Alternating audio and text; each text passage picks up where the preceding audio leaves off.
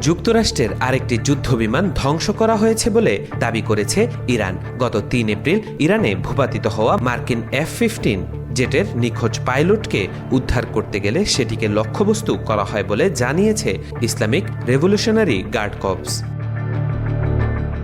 Farce news এজেন্সির বরাত দিয়ে IRGC জানায়, উদ্ধার অভিযানে নিয়োজিত বিমান ভূপাতিত করা হয়েছে। ঘটনাটি ঘটেছে ইস্পাহানের দক্ষিণাঞ্চলে।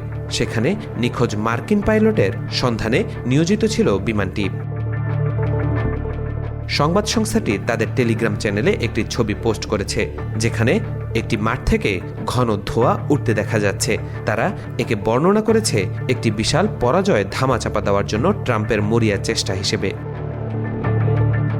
এমন সময় এই প্রতিবেদন সামনে এলো যখন ট্রাম্প ঘোষণা করেছেন যে নিখোঁজ ক্রু সদস্যকে উদ্ধার করা হয়েছে।